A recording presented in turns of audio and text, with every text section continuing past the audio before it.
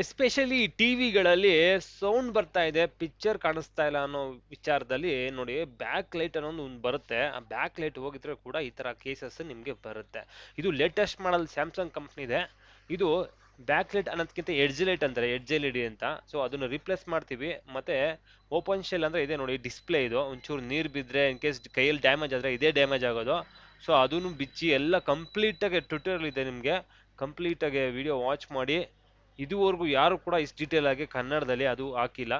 ಕಂಪ್ಲೀಟಾಗಿ ವಾಚ್ ಮಾಡಿಬಿಟ್ಟು ಹೇಗಿತ್ತು ಅಂತ ಹೇಳಿ ನೋಡಿ. ಇದೇ ಎಡ್ಜ್ ಎಲ್ ಇ ಡಿ ಅಂತಾರೆ. ಚಿಕ್ಕ ಸ್ಟ್ರಿಪ್ ಎಷ್ಟು ಕೆಲಸ ಕೊಡುತ್ತೆ ಅಂದರೆ ತುಂಬಾನೇ ಕೆಲಸ ಕೊಡುತ್ತೆ ನೋಡಿ. ಕಂಪ್ಲೀಟ್ ಆದಮೇಲೆ ಯಾವ ಥರ ಕಾಣಿಸುತ್ತೆ, ಏನೇನು ಪ್ರಿಕಾಕ್ಷನ್ ತೊಗೋಬೇಕು ಟಿ ವಿಲಿ, ನೀವು ಎಷ್ಟು ಸೇಫ್ಟಿಯಾಗಿ ಕೆಲಸ ಮಾಡಬೇಕು, ಮತ್ತು ಮನೇಲಿ ಕೂಡ ಹೆಂಗೆ ಯೂಸ್ ಮಾಡಬೇಕು ಟಿ ವಿನ ಅಂತ ಎಲ್ಲ ಎ ಟು ಝೆಡ್ ಇದರಲ್ಲಿ ಎಕ್ಸ್ಪ್ಲೈನ್ ಮಾಡಿದ್ದೀವಿ. ಅಂತೂ ಇಂತೂ ಎಡ್ಜ್ ಎಲ್ ಇ ಡಿ ತೊಗೊಂಡು ಸ್ಪೇರ್ ತೊಗೊಂಡು ಕಸ್ಟಮರ್ ಪ್ಲೇಸಿಗೆ ಬಂದಿದ್ದೀವಿ ನೋಡಿ. ಇದೇ ಟಿ ವಿ, ಇದೇ ಕಂಪ್ಲೀಟಾಗಿ ರಿಮೂವ್ ಮಾಡೋಕೆ ಹೋಗ್ತಾ ಇದ್ದೀವಿ. ಸ್ಯಾಮ್ಸಂಗ್ ಕಂಪ್ನಿದು. ಇದು ತೊಗೊಂಡು ಆಲ್ಮೋಸ್ಟ್ ಒಂದು 3-4 ಇಯರ್ಸ್ ಆಗಿದೆ ಅಷ್ಟೇ. ತುಂಬ ಯೂಸೇಜ್ ಜಾಸ್ತಿ ಆದರೂ ಕೂಡ ನಿಮಗೆ L E D lights problem ಬರುತ್ತೆ. ಮೊದಲಿಗೆ ನಾವು ಒಂದು ಟೇಬಲ್ ಮೇಲೆ ಕ್ಲೀನಾಗಿ ಸಾಫ್ಟ್ ಆಗಿರೋ ಬೆಡ್ಶೀಟ್ ಹಾಕ್ಕೊಂಡು ಟಿ ವಿನ ರಿಮೂವ್ ಮಾಡ್ಕೊಬೇಕಾಗತ್ತೆ.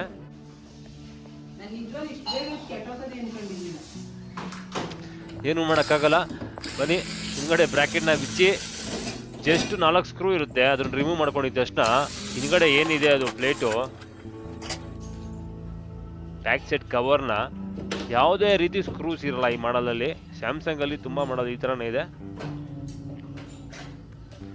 ಸೊ ಅದಕ್ಕೆ 2 ಸಿಂಪಲ್ ಆಗಿರೋ ಟೂಲ್ಸ್ ಇರುತ್ತೆ. ಆ ಟೂಲ್ಸ್ ಮುಖಾಂತರನೇ ಅದನ್ನ 2 ಕಡೆ ಫಿಕ್ಸ್ ಮಾಡಿ ಒಂದರಲ್ಲಿ ಎಳ್ಕೊಂಡು ಹೋಗ್ಬೇಕಾಗುತ್ತೆ. ಅಂದ್ರೆ ಲೈಕ್ ಅಂದರೆ ಇವಾಗ ಮನೇಲಿ ದೋಸೆ ಹೆಂಗೆ ಎತ್ತೀವಿ ಆ ಥರ ಎತ್ತೀವಿ ನೋಡಿ. ಈ ಥರ ಒಳಗಡೆ ಇರೋ ಲಾಕ್ಸ್, ಇನ್ನರ್ ಲಾಕ್ಸ್ನ ರಿಮೂವ್ ಮಾಡಿಕೊಂಡು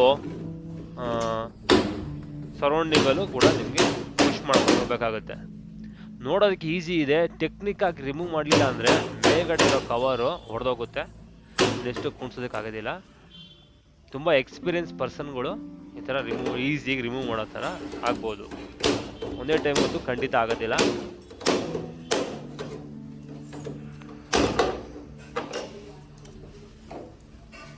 ಮತ್ತು ಕಸ್ಟಮರ್ ಇನ್ನೊಂದು ಅಂದರು, ಪಾಪ ಟಿ ವಿ ಓಪನ್ ಮಾಡಿದ ತಕ್ಷಣ ಸಾರ್ ಇಷ್ಟೊಂದು ದುಡ್ಡು ಕೊಟ್ಟುವ ಇದಕ್ಕೆ ಅಂದರು. ಯಾಕೆ ಅಂದರೆ ಒಳಗಡೆ ಏನಿಲ್ವಲ್ಲ ಸಾರ್ ಅಂತಾರೆ. ನೀವು ಫಸ್ಟ್ ಟೈಮ್ ನೋಡಿದಾಗ ಹಂಗೆ ಅನಿಸುತ್ತೆ ನೋಡಿ. ಏನೂ ಇರಲ್ಲ. ಒಂದು ಮದರ್ ಬೋರ್ಡು, ಒಂದು ಪವರ್ ಬೋರ್ಡು, 2 ಸ್ಪೀಕರು,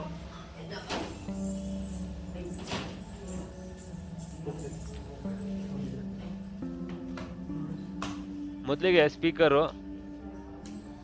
2 ಈಸಿಗೆ ಬಂದ್ಬಿಡುತ್ತೆ. ಸ್ಪೀಕರ್ ಬಿಚ್ಕೊಳ್ಳೋದು, ಮತ್ತು ಒಂದು ಸೆನ್ಸರ್ ಇರುತ್ತೆ.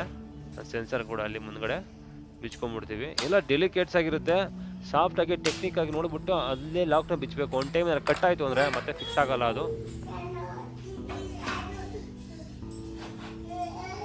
ಫಿಸಿಕಲ್ ಆಗಿ ಹಾರ್ಡ್ ವರ್ಕ್ ಥರ ಅಲ್ಲ, ಇದು ಟೆಕ್ನಿಕ್ ವರ್ಕ್. ಇದು ನಿಜವಾಗಿ ಹೇಳ್ಬೇಕಂದ್ರೆ ನೋಡಿ, ಈ ಕೇಬಲ್ಸ್ ಕನೆಕ್ಟ್ರ್ ಕೂಡ ನಿಮಗೆ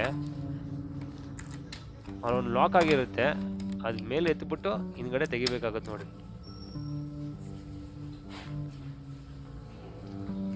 ಹರಿಬಡಿಲಿ ಏನಾರ ತೆಗೆದುಬಿಟ್ರೆ ನಿಮಗೆ ನೆಕ್ಸ್ಟ್ ಫಿಕ್ಸ್ ಆಗಬೇಕಾದ್ರೆ ಪ್ರಾಬ್ಲಮ್ ಕೊಡುತ್ತೆ. ಸೊ ನೀಟಾಗಿ ತಾಳ್ಮೆಯಿಂದನೇ ಮಾಡಬೇಕು ಟಿ ವಿ ಟೆಕ್ನಿಷಿಯನ್ಸ್ ವರ್ಕ್ನ. ನೋಡಿ, ಒಂದು ಫ್ರೇಮ್ ಮುಂದ್ಗಡೆದು ಲಾಕ್ಸ್ ಹೇಗಿದೆ ನೋಡ್ಕೊಳ್ಳಿ. ಇದನ್ನು ಓಪನ್ ಶೆಲ್ ಅಂತೀವಿ, ಆ ಡಿಸ್ಪ್ಲೇನು ಅಂತಾರೆ.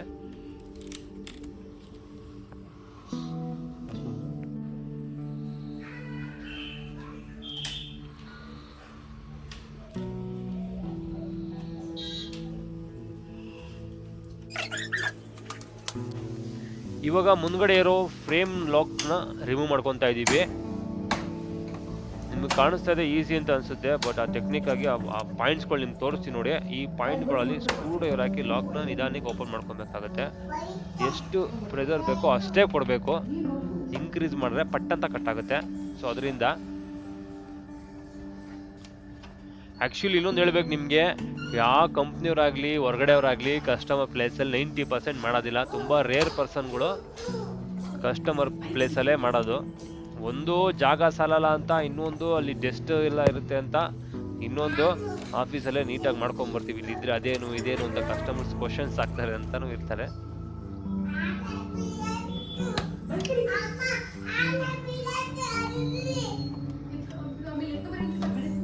ನೋಡಿ ಲಾಕ್ಸ್ನ ಸ್ವಲ್ಪ ಹೀಗೆ ಮಾಡಿ ಮುಂದೆ ಹೇಳ್ಕೊಬೇಕಾಗತ್ತೆ. ನೋಡಿ ಕಂಪ್ಲೀಟ್ ಸರೌಂಡಿಂಗ್ ಈ ತರ ಲಾಕ್ ಇರುತ್ತೆ. ಮತ್ತೆ ಬಾಟಮ್ ಅಲ್ಲಿ ಡಿಫ್ರೆಂಟ್ ಆಗಿರುತ್ತೆ ಸ್ವಲ್ಪ.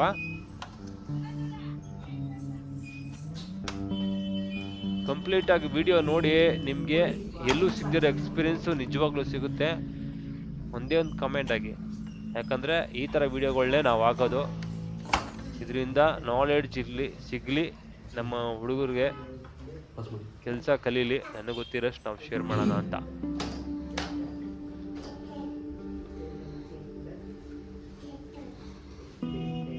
ನೋಡಿ ಇದೇ ಫ್ರೇಮ್ ಇದು. ನೋಡಿ ಕೆಳಗಡೆ ಲಾಕ್ ಇರುತ್ತಲ್ಲ ಫ್ರೇಮ್ದು, ಅದು ಕೂಡ ರಿಮೂವ್ ಮಾಡ್ಕೊತಾ ಇದೀವಿ. ಏನಾರ ಅರ್ಜೆಂಟ್ ಆಗಿ ಏನಾರ ಹೇಳಿದ್ರೆ ನಿಜವಾಗ್ಲೂ ಕಟ್ ಆಗ್ಬಿಡುತ್ತೆ. ಬಂದ್ಬಿಡುತ್ತೆ, ಹೇಳ್ಬಿಡೋದ ಅಂದ್ರೆ ಕಟ್ ಆಗ್ಬಿಡುತ್ತೆ. ಅಬ್ಸರ್ವ್ ಮಾಡಿ ನೋಡಿ ವಿಡಿಯೋದಲ್ಲಿ ಒಂದೊಂದು ಲಾಕ್ನ ಹೆಂಗ್ ರಿಮೂವ್ ಮಾಡ್ತಾ ಇದಾರೆ ಅಂತ.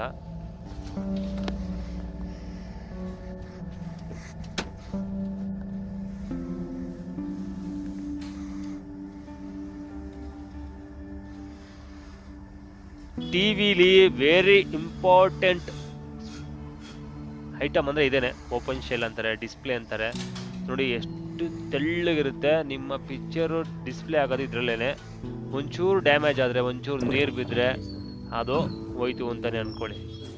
ಸೊ ಅದರಿಂದನೇ ಸೇಫ್ಟಿಯಾಗಿ ಇಟ್ಕೊಬೇಕು. ಮುಂದೆ ಏನಿರ್ತದೋ ಇದು ಡಿಫ್ಯೂಸರ್ ಶೀಟ್ ಅಂತಾರೆ. ಆ ಬ್ಯಾಕ್ ಲೈಟ್ನ ಈವನ್ ಆಗಿ ಎಲ್ಲ ಕಡೆ ಒಂದೇ ಕ್ವಾಲಿಟಿಲಿ ಕರೆಂಟ್ನ ಅಂದರೆ ಬೆಳಕನ್ನ ಕಳ್ಸೋದಕ್ಕೆ ಡಿಫ್ಯೂಸರ್ ಶೀಟ್ ಅಂತಾರೆ. ಈ ಡಿಫ್ಯೂಸರ್ ಶೀಟು ಮತ್ತು ಈ ಎಡ್ಜ್ ಎಲ್ ಇಡಿನೆಲ್ಲ ಕವರ್ ಮಾಡಿ ಆಂಗಲ್ ಆಗಿ ಇಟ್ಕೊಳ್ಳೋಕ್ಕೆ ಈ ಬಿಡಿಂಗ್ ಇರುತ್ತೆ ನೋಡಿ ಒಳಗಡೆ, ಇದು ಇನ್ನೊಂದು ಇನ್ನರ್ ಬಿಡಿಂಗ್ ಇದು. ಸೊ ಇದಕ್ಕೂ ಲಾಕ್ಗಳು ಬರುತ್ತೆ. ಇದನ್ನು ಕೂಡ ನೀಟಾಗೆ ನೋಡಿ ಒಂದೊಂದು ಕೂಡ ಬಿಚ್ಚಬೇಕಾಗತ್ತೆ. ನೋಡಿ ಯಾವ್ಯಾವ ಥರ ಸ್ಮಾಲ್ ಲಾಕ್ಸ್ ಇರುತ್ತೆ ತೋರಿಸ್ತೀವಿ. ಆಲ್ಮೋಸ್ಟ್ ಇವಾಗ ಬರ್ತಾ ಇರೋ ಟಿ ವಿಗಳಲ್ಲಿ ಸ್ಯಾಮ್ಸಂಗಲ್ಲಿ 90% ಹಿಂಗೆ ಇದೆ, ಲೇಟೆಸ್ಟ್ ಮಾಡಲು.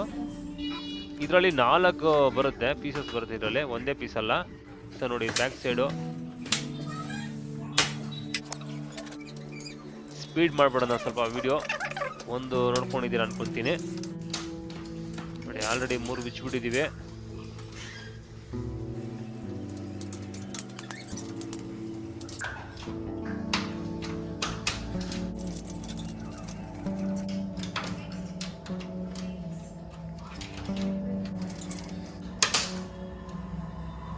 ಎಲ್ಲ ಕಂಪ್ಲೀಟ್ ಆಗಿ ಬಂದಿದೆ.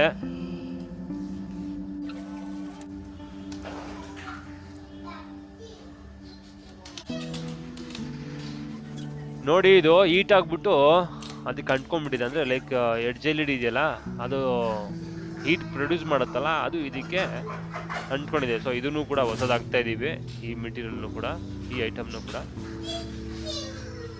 ಮತ್ತೆ ಬಾಟಮ್ ಅಲ್ಲಿ ಒಂದು ಶೀಟ್ ಇರುತ್ತೆ, ಅದು ಹಾಗೆ ಇರಲಿ. ನೆಕ್ಸ್ಟ್ಗೆ ಇವಾಗ ಎಡ್ಜ್ ಎಲ್ ಇಡಿ ಏನಂತೀವಿ ಅದನ್ನ ರಿಮೂವ್ ಮಾಡ್ಕೋಬೇಕು. ಇದು ಬ್ಯಾಕ್ ಲೈಟ್ ಅನ್ನಲ್ಲ, ಇದು ಎಡ್ಜ್ ಎಲ್ ಇಡಿ ಅಂತವೆ. ಕೆಳಗಡೆಯಿಂದ ಮೇಲ್ಗಡೆ ಫೋಕಸ್ ಕೊಡುತ್ತೆ. ಬ್ಯಾಕ್ ಲೈಟ್ ಬರೋದು ಆಲ್ರೆಡಿ ಹಳೆ ಟೆಕ್ನಿಕಲ್ ಆಗೋಯ್ತು, ಹಳೆ ಟೆಕ್ನಾಲಜಿ ಆಗೋಯ್ತು. ನೋಡಿ ಇದೆ ಎಡ್ಜ್ ಎಲ್ ಇಡಿ. ಇನ್ನೊಂದು ಇಲ್ಲಿ ಇಂಪಾರ್ಟೆಂಟ್ ಏನಂದ್ರೆ ಹೀಟಾಗಿ ಅಂಟ್ಕೊಂಡ್ಬಿಟ್ಟಿರುತ್ತೆ ಆ ಕ್ಲಿಪ್ಸ್ ಎಲ್ಲ, ಅದನ್ನು ಕೂಡ ತಾಳ್ಮೆದ ರಿಮೂವ್ ಮಾಡ್ಕೊಬೇಕಾಗತ್ತೆ.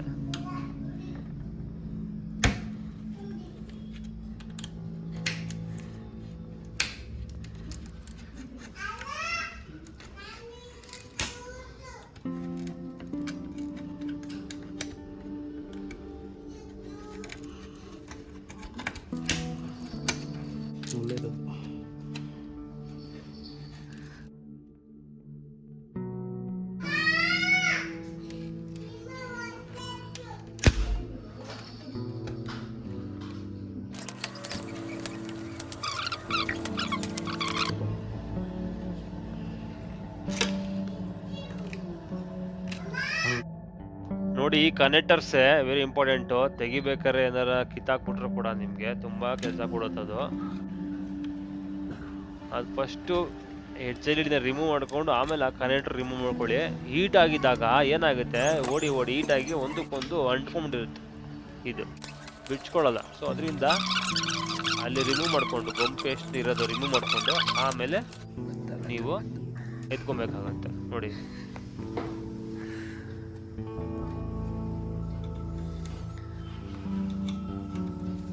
ಇಲ್ಲಿ ಕೆಳಗಡೆ ಆಗಿರೋಂಥ ಗೊಮ್ಮು ಗಲೀಜು ಏನಾರು ಇದ್ರೂ ಅದನ್ನ ಕ್ಲೀನಾಗಿ ರಿಮೂವ್ ಮಾಡ್ಕೊಬೇಕು, ಕ್ಲೀನ್ ಮಾಡ್ಕೊಂಡು ಹೊಸದು ಹೆಡ್ ಎಲ್ ಇಡಿ ತಂದಿದ್ದೀರೋದು ನಿಮಗೆ ಅದ್ರ ಹಿಂದ್ಗಡೆ ಒಂದು ಗೊಮ್ಮು ಬರುತ್ತೆ. ಸೊ ಸ್ಟಿಕ್ಕರ್ ತೆಗೆದ್ರೆ ನೀಟಾಗಿ 1 by 1 ನೀವು ಹಾಕೊಬೇಕಾಗುತ್ತೆ.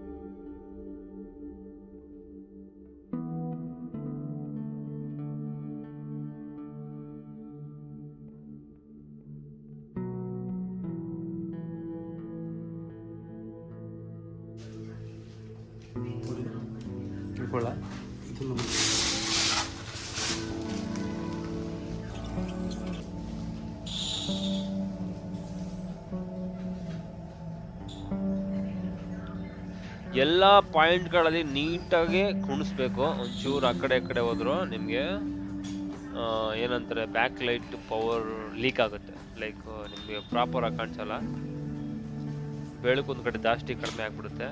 ಸೊ ಎಲ್ಲ ಎಡ್ಜಲ್ಲಿ ನೀಟಾಗಿ ಕುಣಿಸ್ಕೋಬೇಕು. ಮತ್ತೆ ಇದ್ರ ಮಧ್ಯ ವೈಟ್ ಶೀಟ್ ಮೇಲೆ ಯಾವುದೇ ಡಸ್ಟು ಏನು ಬೀಳ್ಬಾರ್ದು. ಯಾಕಂದರೆ ನಾವು ನೆಕ್ಸ್ಟ್ ಫಿಟ್ ಮಾಡಿದಾಗ ಡಸ್ಟ್ ಎಲ್ಲ ನಮಗೆ ಆನ್ ಮಾಡಿದ ತಕ್ಷಣ ಕಾಣ್ತಾ ಇರುತ್ತೆ ಟಿವಿಲಿ.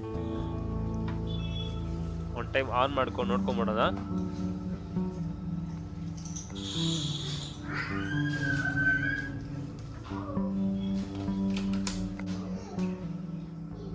ಸೂಪರ್ ಆಗಿ ವರ್ಕ್ ಆಗ್ತಾ ಇದೆ ನೋಡಿ. ಅದು ಲೈಟ್ ಎಲ್ಲ ಡಿಫ್ಯೂಸ್ ಆಗ್ಬೇಕು ಎಲ್ಲ ಕಡೆ. ಅದು ಇನ್ನೊಂದು ಬೀಡಿಂಗ್ ಆಗ್ತಾಗ ನಮ್ ಪ್ರಾಪರ್ ಆಗಿ ಎಲ್ಲ ಕಡೆ ಆಗುತ್ತೆ.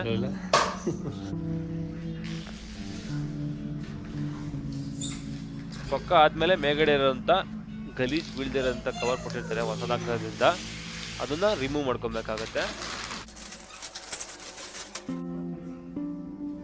ಮತ್ತೆ ಈ ಬೀಡಿಂಗ್ಸ್ನ ಇದು ಮೈನು, ಇದು ಕರೆಕ್ಟಾಗಿ ಫಿಕ್ಸ್ ಆದರೆ ನಿಮಗೆ ಆ LED ಲೈಟ್ಸ್ ಎಲ್ಲಿರುತ್ತೆ ಕರೆಕ್ಟಾಗಿ ಕೂತಿರುತ್ತೆ, ನಿಮಗೆ ಬೆಳಕು ಈವನ್ ಆಗಿ ಹೋಗುತ್ತೆ ಎಲ್ಲ ಕಡೆ. ಸೊ ಇದನ್ನ ನೀವು ಲಾಕ್ಸ್ ನೋಡಿಕೊಂಡು ಪ್ರೆಸ್ ಮಾಡ್ಕೊಬೇಕು ನೋಡಿ. ಇದೇ ಲಾಕ್ಸು.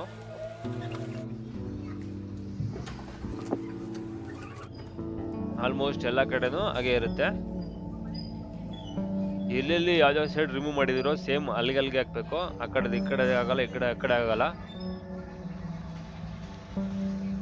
ಮಧ್ಯ ನೀವು ಸೆಟ್ ಮಾಡ್ಕೊಂಡು ಒಂದ್ ಕಡೆಯಿಂದ ಪ್ರೆಸ್ ಮಾಡ್ಕೊ ಬನ್ನಿ, ಎಲ್ಲ ಲಾಕ್ ಕೂತ್ಕೊಂಡ್ಬಿಡುತ್ತೆ.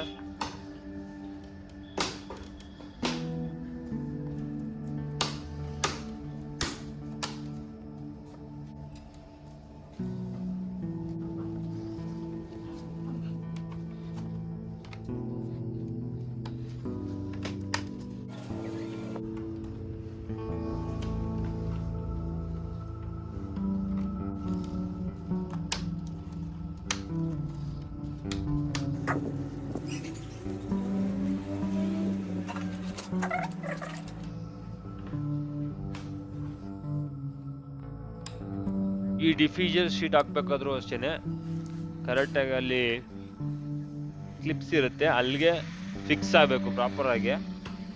ಎಲ್ಲ ಪಾಯಿಂಟ್ಗಳನ್ನ ನೋಡಿ ನೀವು 2 ಶೀಟ್ ಇರುತ್ತೆ ಅದನ್ನ ಅಲ್ಲಿ ಎಡ್ಜಲ್ಲಿ ಕ್ಲೀನಾಗಿ ಒಂಚೂರು ಆ ಕಡೆ ಈ ಕಡೆ ಹೋದ್ರು ನಿಮಗೆ LED ಲೈಟು ಪವರ್ ಲೀಕ್ ಆಗುತ್ತೆ.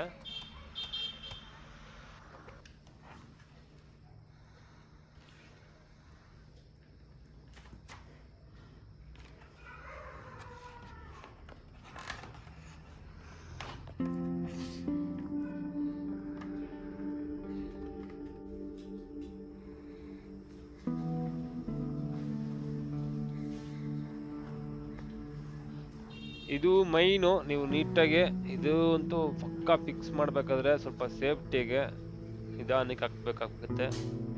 ಚೂರು ಎಲ್ಲರೂ ಟಚ್ ಆದ್ರೂ ಕೂಡ 100% ಹೋಗ್ಬಿಡುತ್ತೆ.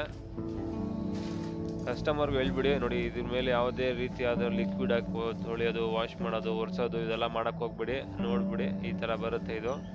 ಒಂಚೂರು ನೀರು ಏನಾರ ಲಿಕ್ವಿಡ್ ಬಾಟಮ್ಗೆ ಹೋದ್ರೆ ಅಲ್ಲಿರೋಂಥ ವೈರ್ ಶಾರ್ಟ್ ಆಗಿ ಲೈನ್ಸ್ ಬರಕ್ ಶುರು ಆಗುತ್ತೆ, ಇಲ್ಲ ಡಿಸ್ಪ್ಲೇನೇ ಹೋಗುತ್ತೆ ಅಂತ ಕೂಡ ಎಕ್ಸ್ಪ್ಲೈನ್ ಮಾಡ್ಬೋದು ನೀವು.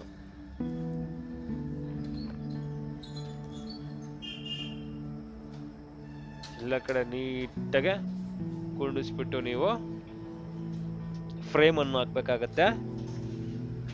ಫ್ರೇಮ್ ಹಾಕ್ಬಿಟ್ಟು ನೀವು ಆನ್ ಮಾಡಿ ಒಂದು ಟೈಮ್ ಚೆಕ್ ಮಾಡ್ಕೊಬೇಕು.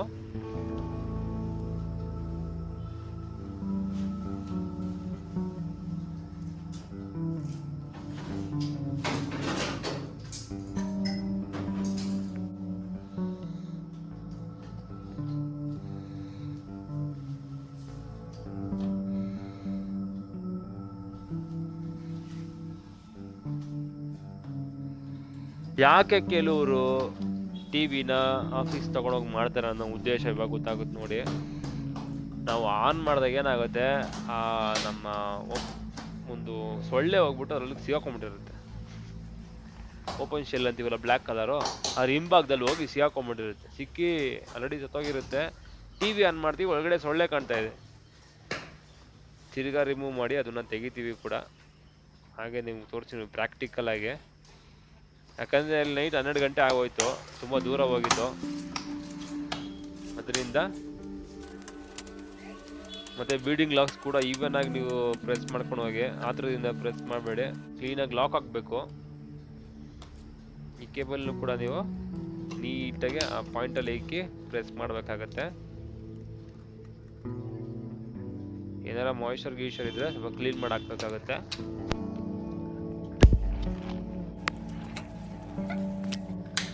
ಒಂದು ಟೈಮ್ ಆನ್ ಮಾಡಿ ನೋಡತ್ತೀವಿ ನೋಡಿ.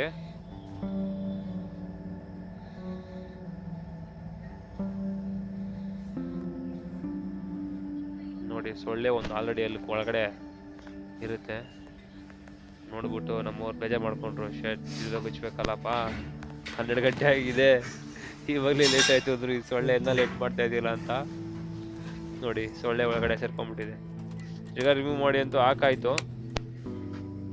ಸೊ ತಿರ್ಗಾ ಮತ್ತೆ ಅದನ್ನು ಡ್ರ್ಯಾಗ್ ಮಾಡೋದು ಬೇಡ ಅಂತ ನಿಮಗೆ ತೋರಿಸಿಲ್ಲ.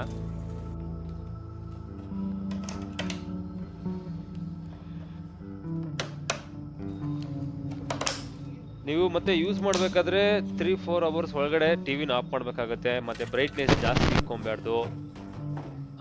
ಟಿವಿನ ಕೂಲ್ ಆಗಿರೋ ಪ್ಲೇಸಲ್ಲಿ ಇಕ್ಬೇಕು, ತುಂಬ ಕವರ್ ಇರೋ ಜಾಗದಲ್ಲಿ ಇಕ್ಬಾರ್ದು. ಈ ಥರ ಇದೆ. ಯಾಕಂದರೆ ಬ್ಯಾಕ್ LED ಮತ್ತು ಡಿಸ್ಪ್ಲೇ ಎಲ್ಲ ಹೀಟ್ ಅದನ್ನೇ ಹಾಳಾಗುತ್ತೆ ಜಲ್ದಿ. ಸೊ ಅದರಿಂದ ಇದೆಲ್ಲ ನಿಮ್ಗೆ ಕಸ್ಟಮರ್ಗೆ ಟಿಪ್ಸ್ ಕೊಟ್ಬಿಡಿ. ಲಾಸ್ಟಲ್ಲಿ ಫೈನಲ್ ಆಗಿ ರಿಪೇರಿ ಇಲ್ಲ ಆದಮೇಲೆ 3 ಮಂತ್ಸ್ ಕಂಪ್ನಿಯಿಂದ ವಾರಂಟಿ ಇರುತ್ತೆ, ನಮ್ಮ ಕಡೆಯಿಂದನೂ ವಾರಂಟಿ ಇರುತ್ತೆ.